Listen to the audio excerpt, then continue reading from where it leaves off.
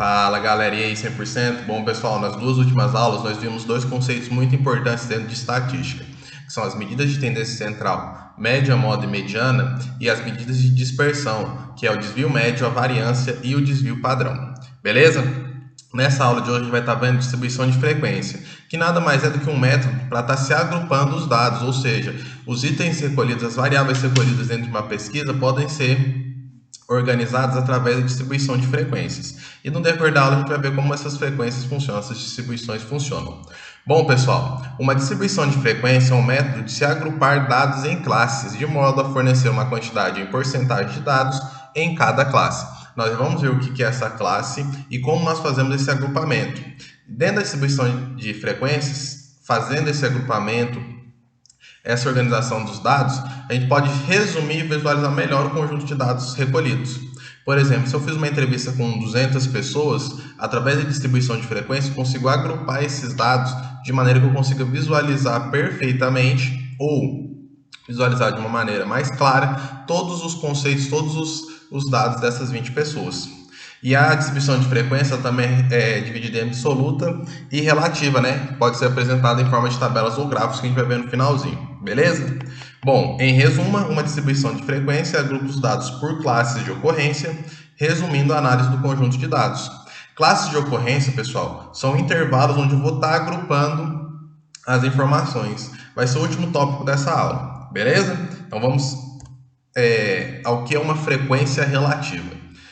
Observem todos os passos que eu vou estar realizando daqui para frente, porque muito provavelmente na lista de exercício de vocês vão ter que estar realizando para mim estudos construindo tabelas de frequência, beleza?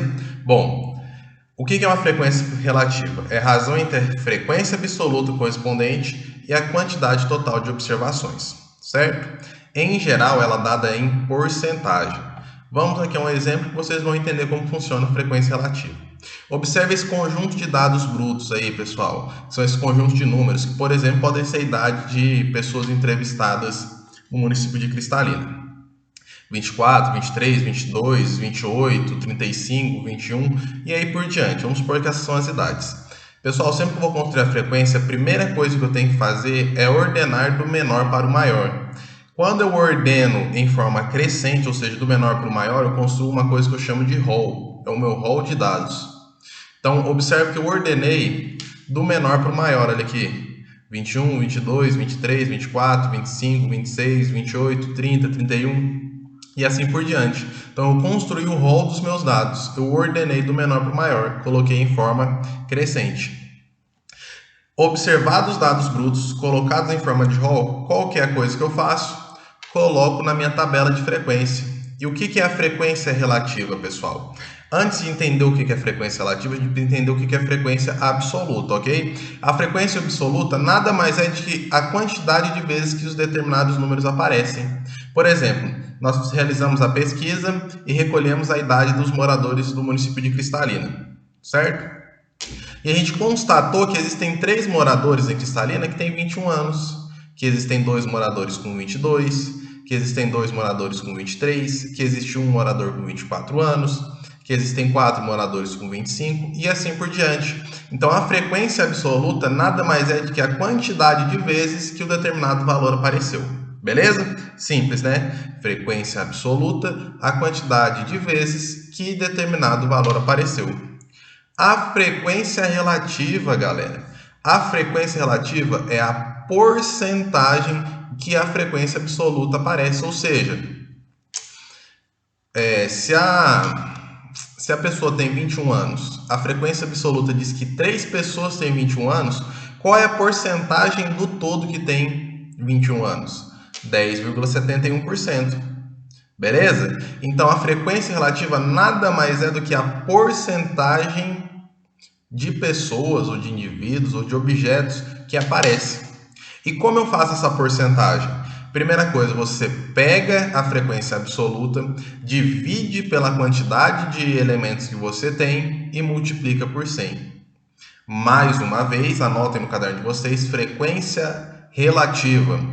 Pega a frequência absoluta, no caso 3, divide pela quantidade de dados que eu tenho, no caso são 28, certo? Tenho 28 dados, 3 mais 2, mais 2, mais 1, mais 4, mais 3, mais 1, mais 1, mais 3, mais 3, mais 3, mais 2 é igual a 28. 3 dividido por 28 vezes 100, 10,71%. Para o 22, a mesma coisa. Eu tenho duas pessoas que têm 22 anos. Qual é a porcentagem, ou seja, qual é a frequência relativa de pessoas que têm 22 anos? 2 dividido por 28 vezes 100, 7,14%. Assim eu tenho a frequência relativa, beleza? Então, mais uma vez, frequência absoluta nada mais é do que a quantidade de vezes que determinado item aparece. Por exemplo, quantas pessoas têm 21 anos? 3. Quantas pessoas têm 33 anos? 3 pessoas. É só olhar aqui, ó, 33 anos, 3 pessoas. Qual é a frequência relativa de pessoas que têm 28 anos? 3,57% das pessoas entrevistadas têm 28 anos. E é assim que eu faço frequência absoluta e frequência relativa. Beleza? Bom, e o que consiste a frequência acumulada? Galera, a frequência acumulada nada mais é do que conforme eu vou passando pelos elementos do meu rol, eu vou acrescentando os itens. Observe o seguinte, aqui eu tenho as minhas idades, aqui eu tenho a frequência absoluta, que a gente já viu o que é a quantidade de vezes que determinado elemento aparece. As pessoas com 21 anos aparecem 3 vezes, as pessoas com 22 anos aparecem 2 vezes, e assim por diante. A frequência acumulada, eu vou acrescentando o número de itens. Pessoas que têm 21 anos são 3, a frequência absoluta. Então, a frequência acumulada também vai ser 3. Pessoas que têm 22 anos são 2 pessoas. Frequência acumulada, 3 mais 2, 5. Frequência acumulada em 23, 3 mais 2, mais 2, que são 7. Frequência acumulada das pessoas com 24 anos, 3 mais 2, mais 2, mais 1, que são 8. Então, sempre que eu vou fazendo a frequência acumulada, eu vou acrescentando o número de itens posterior. 3 mais 2, mais 2, até que no final, quando eu olhar aqui, eu vou ter 28 pessoas. Então, sempre que eu tenho a frequência acumulada, eu tenho a quantidade somada dos itens da frequência absoluta. Beleza? Então, aqui a gente já tem 3 conceitos. Frequência absoluta, número de vezes que determinada variável aparece. Frequência acumulada, a soma dos itens da frequência absoluta, ou seja, nesse exemplo que nós temos aqui na tela, 3 mais 2, mais 2, até que eu chego em 35, eu tenho o número total de pessoas que participaram da pesquisa. Frequência relativa, a porcentagem de pessoas, ou seja, porcentagem da frequência absoluta em relação ao todo, certo? Então, como que eu calculo a frequência relativa? Pego a frequência absoluta, divido pela quantidade de elementos, no caso 28, nesse exemplo, multiplico por 100.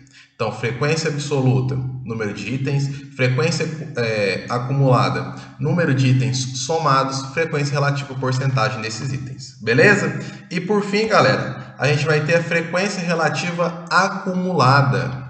O que é a frequência relativa acumulada? Assim como na frequência acumulada eu somo os itens da frequência absoluta, na frequência relativa acumulada eu somo as porcentagens. Então, aqui eu tenho 10,71% na primeira fileira, então depois eu tenho 10,61 mais 7,14, 17,85. E assim por diante. Galera, eu fiz questão de colocar aqui na última parte 99,97%. Por que eu fiz isso? Porque aqui a gente tem uma aproximação.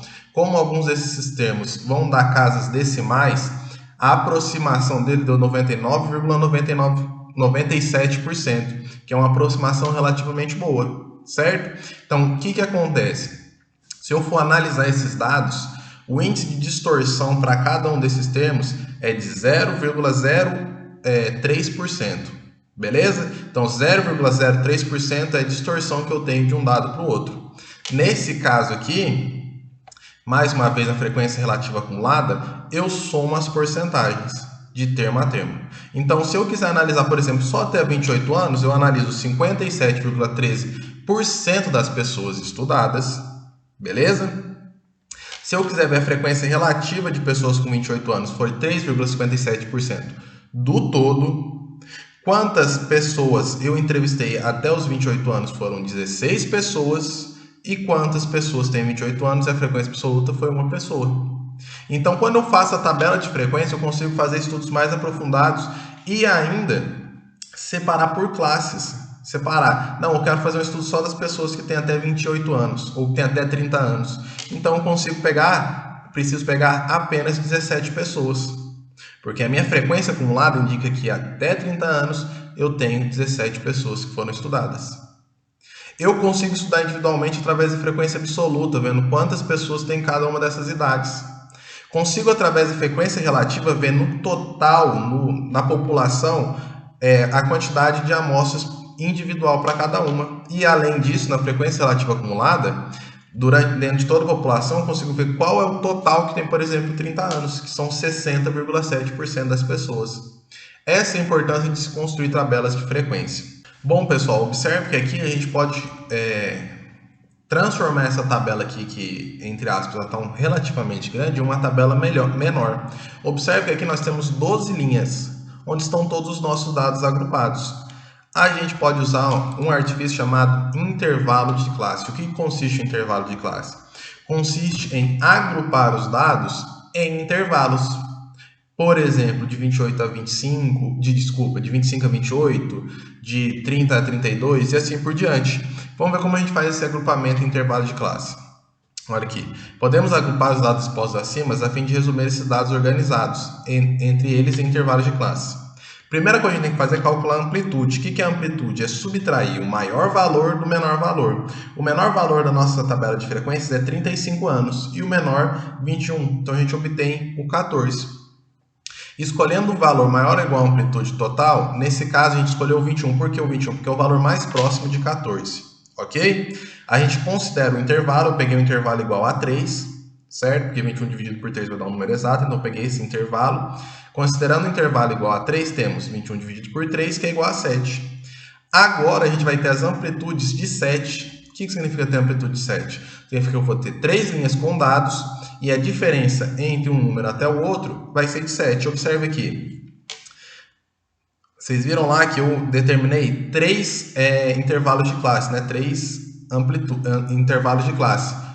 1, 2, 3. Que a amplitude é igual a 7. Então aqui eu tenho 21 mais 7, 28. 28 mais 7, 35. 35 mais 7, 42. O que eu fiz? Agrupei esses dados. De 21 a 28, eu tenho 15 itens. Frequência absoluta, olha aqui. Vamos voltar lá. Aqui no 28. Eu tenho 15 itens. Lembrando que esse sinal aqui, pessoal, representa que eu só pego 21. 28 está descartado. Olha aqui. Então, de 25 a 28, aqui dá 16. A gente volta aqui no 26. Então, eu tenho 15 itens. 15 pessoas com entre 21 e 27 anos.